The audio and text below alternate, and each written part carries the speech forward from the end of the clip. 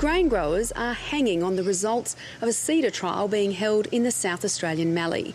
Believed to be the first trial of its kind, a local group of farmers has tested 9 different seeders in one paddock. As Prue Adams reports, they plan to follow the wheat crop's progress over the season and publish the results early next year. Prue will also be filing regular progress reports for Landline. What they're going to do is set them up this end. You'll run on your first pass. At the end of your first pass on your turn, you'll stop. The utes are not to drive in any seeded area. There's a certain buzz at seeding time. Part anticipation, part anxiety for the season ahead. Multiply that level of excitement many times over when you've got 9 seeders all lined up, ready to strut their stuff.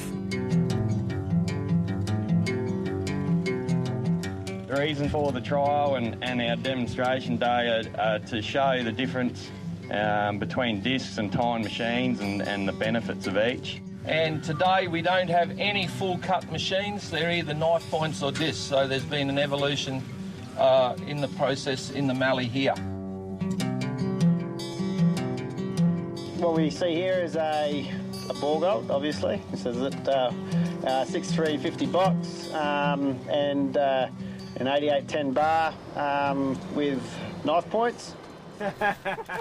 Tim Paschke and his father Brian own this property near Waikerie in the South Australian Riverland. Their rig is the first cab off the rank. Still is a really simple, standard seeding machine. Hardly do any maintenance on it. It doesn't wear out. Yeah, we think we still get the results. And that's what this trial is all about, getting results. It's not so much a competition as it really is a comparison. That's right in the moisture. It's down deep. That'll germinate. Carolyn Shaw is a local farmer and member of the Lowbank Ag Bureau, which organised the event. It was in March, actually, at our meeting in March. The Bureau committee was sitting around and we were saying, well, what are we going to do about this machinery trial? Because it was sort of thrown around before that, but then we decided, yep, let's do it. It's a great opportunity. She says the trial is completely farmer-driven. No funding from machinery companies. With low-till techniques becoming the norm in this sandy Mallee region, farmers are looking more towards using disc seeders. The sharp metal cuts through the stubble, which is retained after the crop has been harvested. The other type of seeders are knife points. The common complaint with them is that their tines or prongs drag the trash, as it's called, exposing the soil beneath. But there could also be moisture-lifting benefits from seeding this way. There's a lot of sit back and watch and see, which is where this trial is great because people can come and have a look and make their mind up from there. We purchased this in 2009, so this will be its 4th seeding. It's a seed hawk machine with a coupled to obviously a seed hawk 21,000 litre box. Nothing special, just a John Deere single disc opener. Each farmer brought their own machine. There were 5 disc seeders and 4 with tines. They can sow the wheat as deep or shallow as they choose. Each tractor was set up with GPS coordinates. Everyone either had the longitude and latitude, which you can put in here and it will draw you a line, or otherwise they knew the degrees which we were heading, and you can type that in and head due south or north or whatever you have to do. Jeremy Nelson from the South Australian Murray-Darling Basin Natural Resource Management Board marks out each 1.7 kilometre strip. And he's helping the farmers collect records on the growing crop. I spent the last week prior to the trial just visiting all the farmers and actually doing detailed profiles of their machines to see what the chief mechanical differences are. So today I'm just obviously taking a lot of photos of what actually occurs around tillage. Grain grower Chris Cookle attached cameras to each cultivator bar to catch the action at ground level.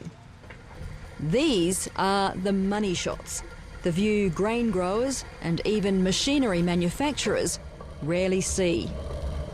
This is how the disc works, and here you see the tines in action. This was the oldest machine on the day. Its owner, Alan Buckley, is credited with being the first in the region to get on the no-till bandwagon. Alan basically put his farm on the line back 14, 15 years ago, Alan. 18 years ago. And said that we could grow crops on not working our ground. And we all thought he was crazy and glad it was him that did it. I thought there's millions of hectares of country that are going to be stopped farming on if we can't change the way we're farming. In the first few seasons, he couldn't see much improvement, but claims he now has biology back in the soil and the sandy country so familiar to the Mallee is more productive.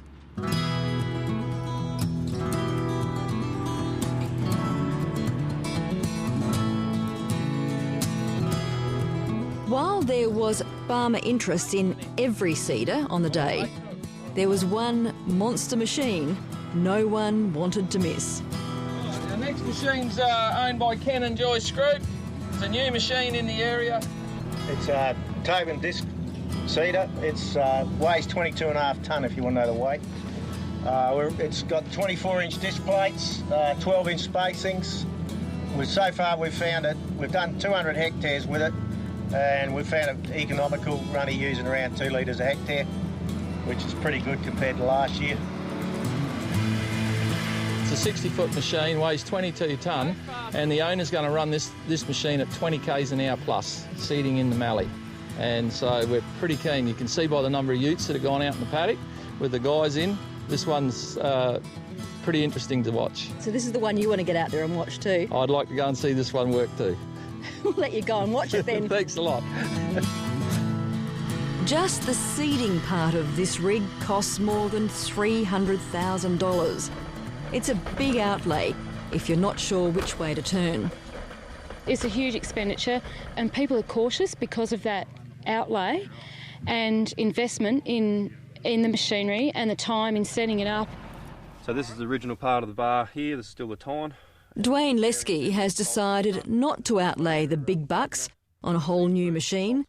He's got a unique system fitting Australian-made discs or tines to his existing cultivator bar. We bought this bar a couple of years ago, bought it with points on it. A couple of years ago we decided to retrofit the Discomate discs.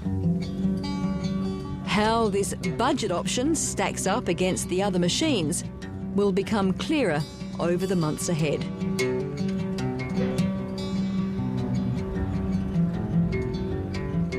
It's the end of the day, the end of the seeding trial, but definitely not the end of this story. I'll be back here in spring to see how the crops are faring, and back again next summer when they're harvested.